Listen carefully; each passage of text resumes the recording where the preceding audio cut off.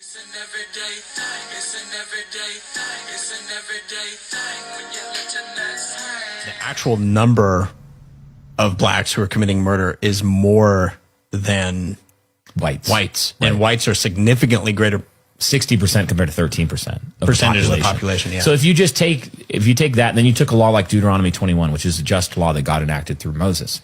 The law was that if you had a rebellious son, you have a child they're coming up into their manhood and they're rebellious. They don't listen. He lists some characteristics and even though they're disciplined, they will not turn. He says the fathers to bring them out into the town square. This is a rebellious son. And then they stone him to death. They kill him. And an armed robber would certainly be one of those. Oh, absolutely. Armed robber, all the ghetto violent culture. crimes. Basically, take ghetto culture. It would describe this to a T. If you did that over 3 generations, how much violent crime would you have in the 3rd and 4th generation? Much, much less. The actual number.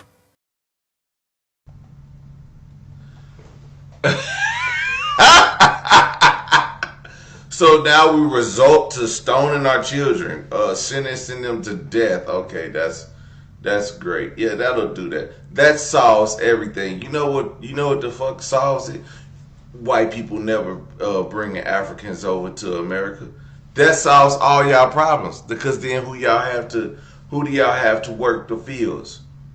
Who do y'all have to fight when y'all feel like when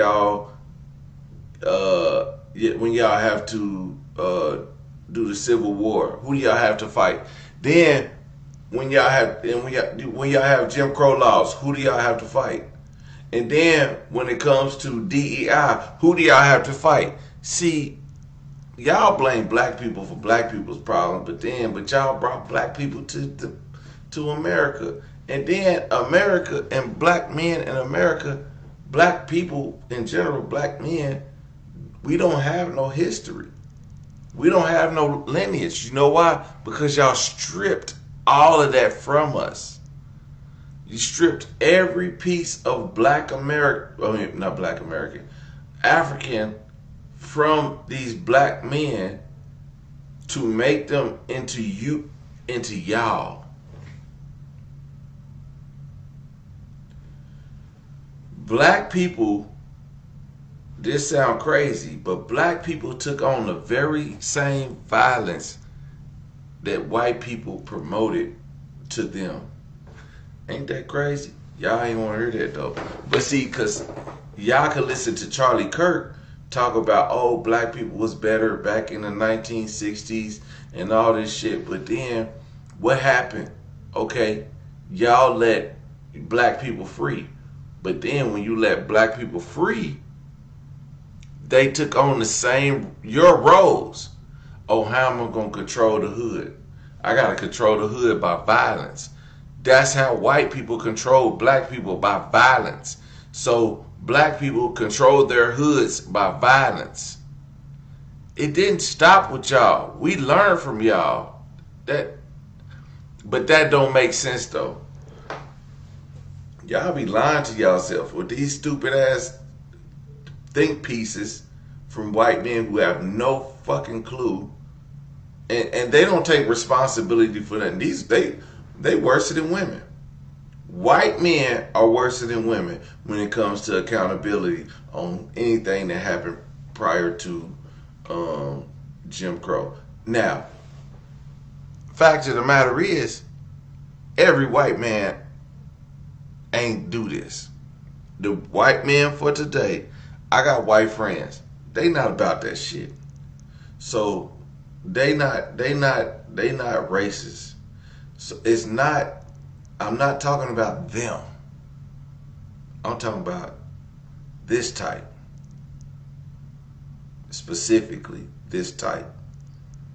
Who think that black people just came over here and all of a sudden they became violent. But they don't pay attention to everything that's been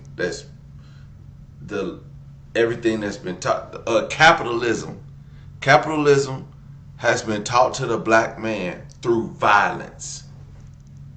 And then you expect black men to stop what you guys did, what you guys started. Not every white person, the people before us. 13% of the population commits 50% of the crime. If Black Lives Matter, then what about black on black crime? More black people are killed by the cops because more of them resist. We've all heard those talking points and many others just like them.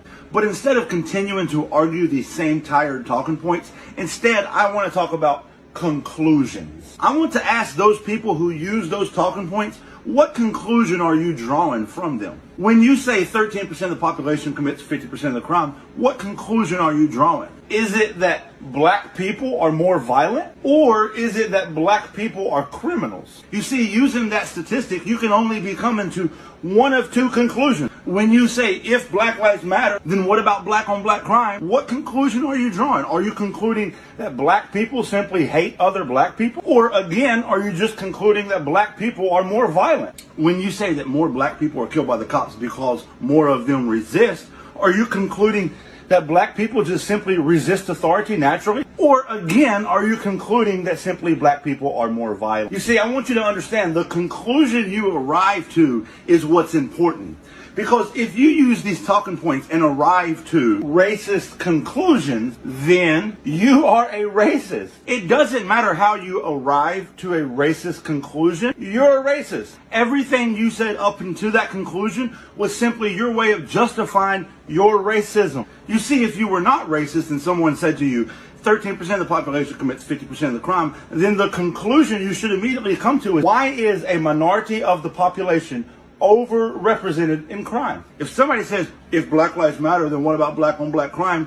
The conclusion you should come to is that any different than white on white crime?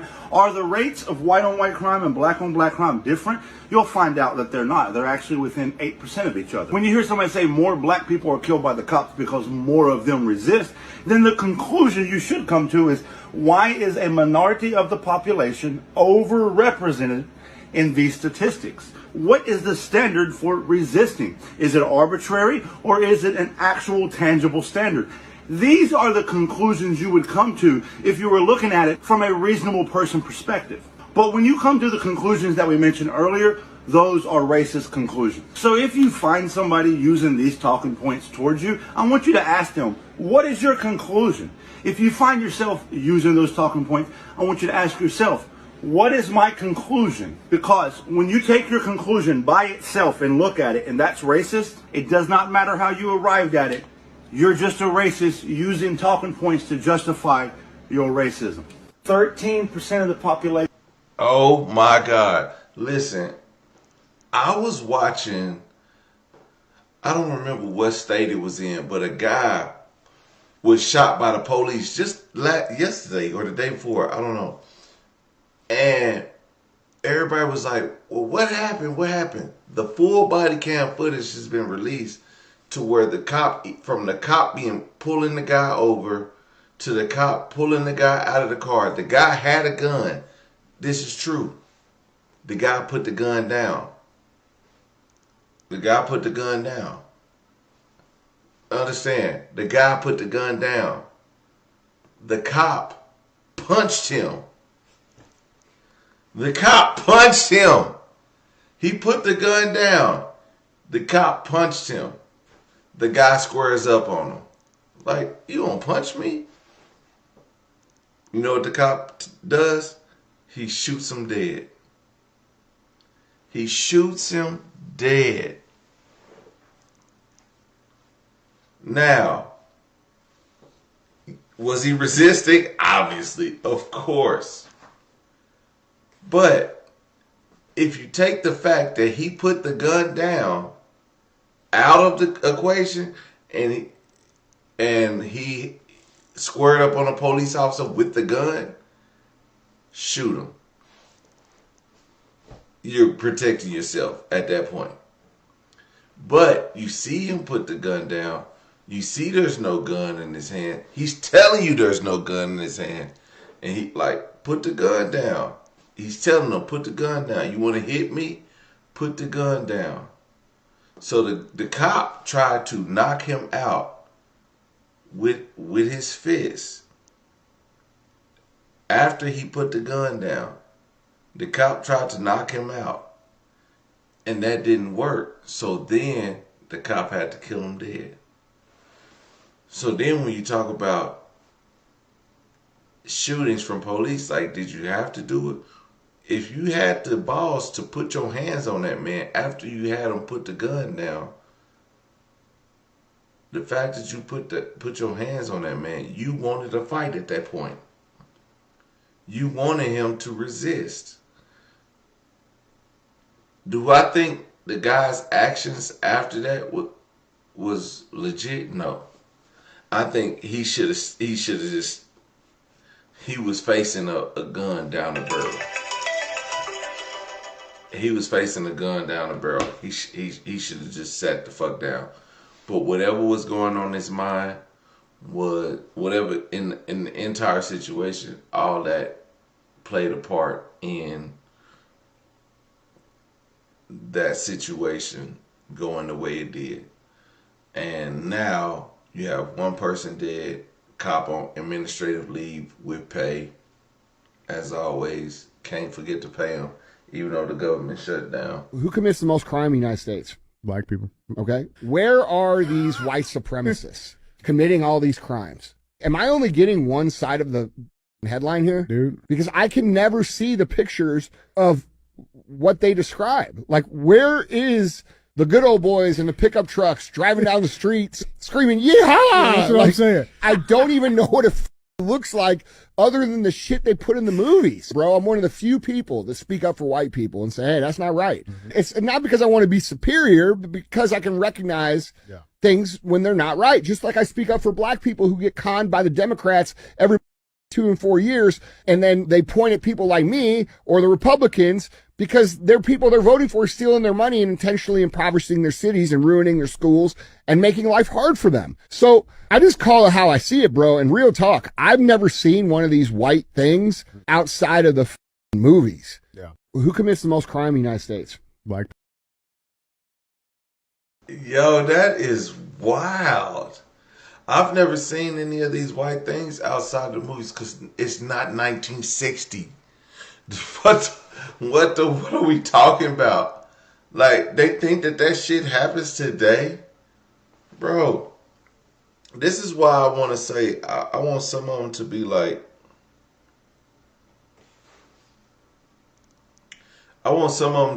yeah, that happened back then. And it wasn't right.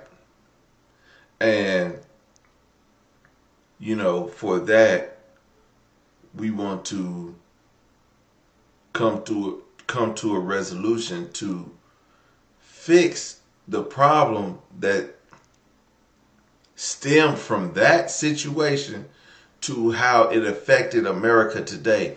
And they can't come up with that because there's no solution.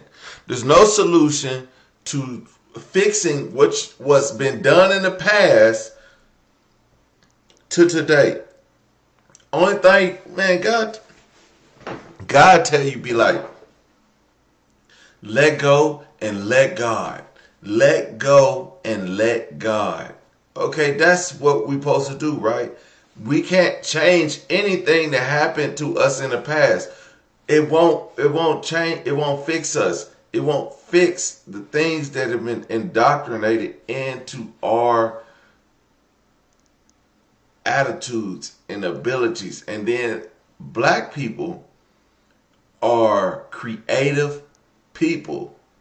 Creative. And I want to say this because black people created fried chicken, butter pecan ice cream, chitlins, pigger.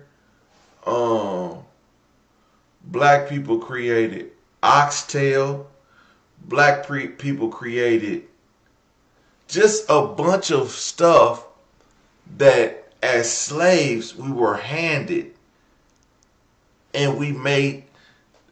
Oxtail is $30 a freaking pack. $30 a pack. Where back in slave days they were giving it to us. But then they found out, oh, these niggas make it good. Then we need to start See what I'm saying? Like, nobody ate fried chicken. Oh my God. White people were baking the shit out of chicken. But black people found out how to use some of that lard, put some of that lard in there, that animal fat, put some flour on that thing that they've been graining up, got the flour and all that, put that on there, some of that seasoning that I don't know how they got seasoning back then, but black people sure had seasoning, and they fried that stuff together, and white people lost their mind.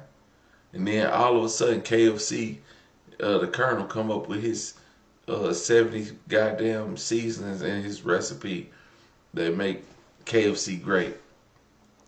All I'm saying is, black people started from nothing. And to say that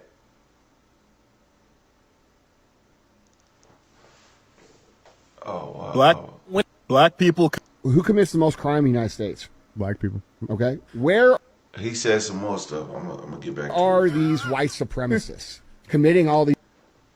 Where are the white supremacists? They're not here, buddy. They're not even showing themselves. They're hiding out. White supremacy is not, it doesn't have to be the KKK. People think white supremacy, when you think white supremacy, you be like, oh, they gotta come in hoods. Like, this ain't 1950. What are you talking about? But when you talk about if it was 1950, what do you think they would be? What do you think they would be? What do you think they would be? So in 2020 to 2025, do you think white supremacists have to wear hoods to show that they hate black people? Not at all. All they need is a microphone. That's all they need. And they'll tell you. But they're like, I'm not wearing the hood. I'm not saying that I hate you. I'm just saying you're worthless as a person. You're not doing anything for your community. You're not helping your community. You're a piece of shit. You keep down in your community. You keep your community down. You start all the violence. What is that? What is that telling us? You ain't shit. Remember what Dave Chappelle said, punching down on people? That's what this is. Where's all this? I don't see it. This don't happen.